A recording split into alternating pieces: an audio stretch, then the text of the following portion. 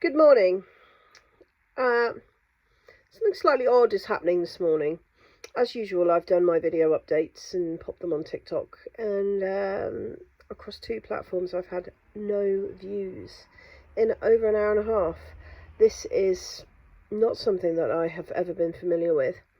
However, it does coincide with yesterday, two videos that I put up, which were a combination of video footage and photo footage that I'd received from a follower in Niger.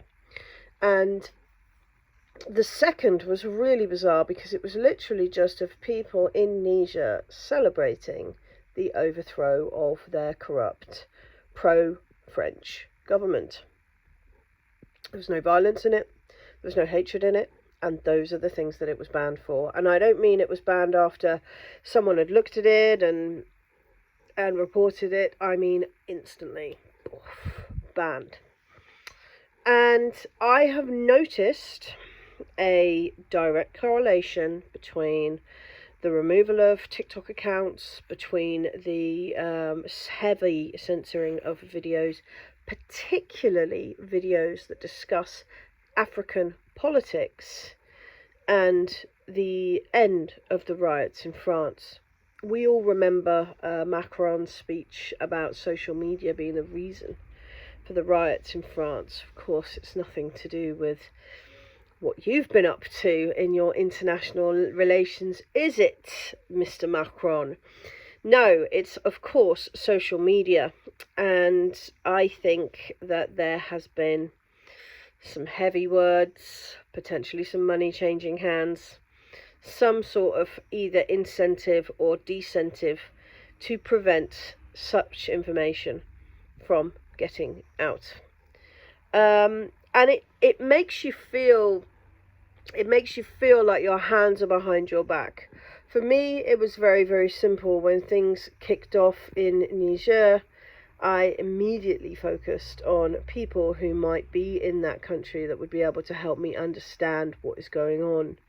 Now, finally, today, Bloomberg have released an article, and it says that Niger is vital for the security of Europe because it is apparently one of the places where migration into Europe is stopped, and that the French have a lot of military there, and that there is a US drone base there which is used to fight ISIS.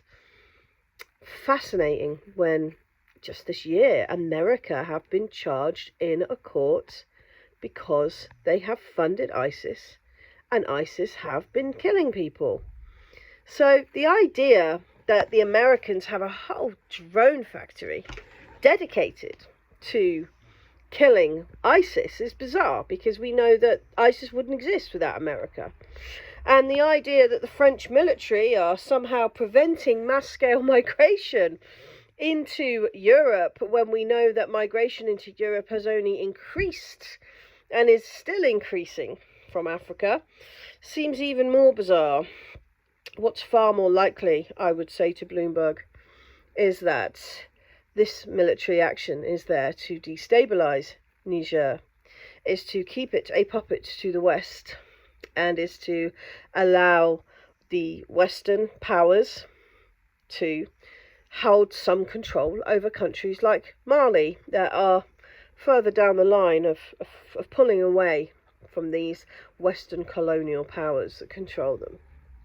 Now, I have put up some videos here on YouTube that people can have a look at. YouTube seems far less inclined, I have to say, to remove my videos than TikTok does, but I don't seem to get the same reach that I do on TikTok.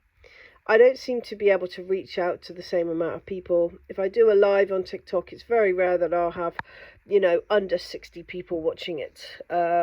On YouTube, it's very rare that I'll get more than 2.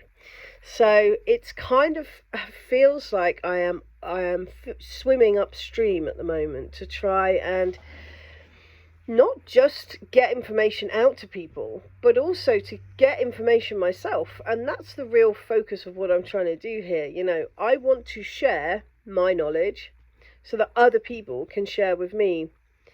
I'm in no position to teach anyone anything. I'm in much more of a position to stop, listen, and learn from others, especially when we're talking about different countries and situations that are going on there.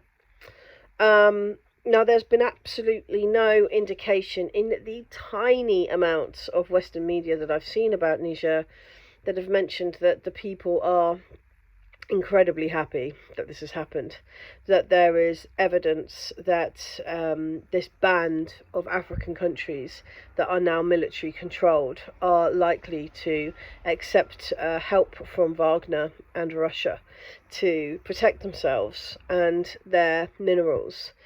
Instead, it's painted as this kind of tragic thing, you know, military coup, eradicating democratically elected governments. I mean, all the buzzwords that we're used to hearing from the collective West when it comes to Africa. But I want to talk to people in Africa about how they feel about stuff. And when I do that, and then I formulate videos that are based on that understanding, and then those videos are removed for disinformation or hate crimes, it breaks my heart a bit. Like, why are we so keen in the West to dissolve this information before it even gets out there? What are we actually saying about our own society if we can't stop and allow African people to justify what's happening in their own countries, and instead clear misinformation from somewhere like Bloomberg is completely acceptable? But, you know, a man in Niger sharing his experience, sharing how his family has reacted, sharing how his village has reacted, sharing how his community is reacting, is banned as misinformation. And I have to say, there seems to be less of it now when it comes to Ukraine, because for a long time, this, you know, you're speaking misinformation, you're saying, you know, Putin propaganda, all this, that seems to be on the serious decline. It does. It seems to be that people are able to say more and more about Ukraine, and actually, I'm going to say even about America. But we can't talk about France. Interesting, isn't it? We can't talk about France. Maybe there's something to that. That's all I'm going to say for now. Maybe there's something to that. Maybe there's a rot in the EU that we need to focus on, and we perhaps need to remove. Because if someone like Macron can click his stubby fingers and prevent people from communicating with each other in different cultures, prevent people from sharing information and understanding how other people feel, we have a problem. There was a crash in Niger. A bus was hit some mines that had been put on the road by French-backed terrorists, and a lot of people died. And I didn't put any videos up, but I spoke about it in one of my videos, which has been banned immediately by TikTok. And why didn't we hear about this? Why is, 50 civilians, including children and women, dying on a roadside as a part of terrorism not being discussed in the West? Even if it's being spun in the West to be a need for counter-terrorism activity or something, why are we not even hearing about it? What is that actually saying to the people of these countries? How must they feel when the lives of their own people are so disregarded that we don't even mention them? But the second that they actually do something about the issues befalling them, it's in Bloomberg, of all places, Oh, this could spike, economic instability in Europe. Wow, that's really the concern of the people of Niger, isn't it? That's really what, the world stage should be thinking about. How does this affect Europe? Now, don't get me wrong, and I talk about this a lot. My tagline is diplomacy is free. I'm a British woman. I want nothing more than for Britain to come to the world stage with honour, humility, maybe a bit of grace, maybe some apologies, maybe some clue on what we actually do that the world needs us to do, so that we can trade, so that we can honour some of our agreements, so that we can be reasonable human beings for perhaps the first time in many years. But to discuss African politics in international newspapers only from the perspective of how those African politics are going to impact the EU is disgraceful. Is absolutely disgraceful. If people in Niger are happy about the overthrowing of a government, maybe we should look at why. If the people of Niger have felt that they've had to overthrow a government, maybe we should look at why. I didn't know who was involved in it. I didn't know who the actors were. I didn't know if there was some alternative force that was pushing this to create this instability, like we're seeing in Sudan, or Kenya. So I asked people who live in Niger, because to me that makes sense. If that makes sense to me, why doesn't it make sense to Bloomberg? Why doesn't it make sense to the Telegraph? Why doesn't it make sense to even the Daily Mail or the Evening Standard or any of the other newspapers that exist on an international scale? Why is it that we can't get ourselves around the idea that perhaps the people who know what's best for the African people are the African people? Maybe they've got the insight on what's going on. Maybe they get it a bit more than we do. Maybe the reason why so many Algerians are travelling to Europe is because Algeria has become very, very difficult for them. Maybe that's something that we should look at. Maybe we should look at who's been controlling the finances of Algeria. And I'm afraid that it seems to be a lot of roads lead back to France, lead back to the EU, lead back to the US State Department. We need to be asking these questions. And we need to be asking the questions, but not answering them on behalf of people from other cultures. They can answer questions for themselves. We should be listening and learning.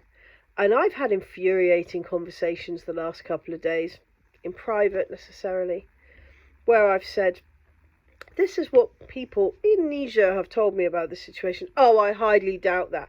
Who are you to say that? You're not in Niger. Why would you even know something more than they do? I'm sick of it. And I'm not just sick of it because I think that people of Africa deserve better. And the men and women who I speak to on a frequent basis who are African have really, really, really got their heads together. They are super intelligent, super vibrant, super, informative people. But also that I don't think that it makes them look bad. I think it makes us look bad. I think when we can demand that we have some deeper knowledge about their situation than they do, it makes us look terrible. And that sort of behaviour isn't getting us anywhere now. So I'm going to try and keep communicating with people and keep trying to support and speak to people in Niger, in Mali, in Chad, all over Africa, so that they can actually tell me what's going on. Because I have to say, the longer I spend talking to Westerners, and I'm going to say it, even some Easterners, the more disappointed I am with our own ability to actually talk to the people involved in the situations that we demand we have the answers to. We don't have the answers here. The answers are being formed in St. Petersburg. The answers are being formed without us. And for some reason, we don't seem to realise how important it is for our future generations that we allow ourselves to become a part of that. If you have any information about your country, I'd love to talk to you. My tagline is diplomacy is free. I also have Buy Me a Coffee and a Patreon link where people can support my platform if you'd like. But really, just share, just get in touch if you've got any information. I'd love to connect with as many people as I can, because that connection is, I think, how we heal the world, you know. Not heal other people's worlds, again, heal our world, here in the UK, here in Europe, because without that, I think that we've got some seriously dark times ahead. Much love, everyone, and have a wonderful weekend.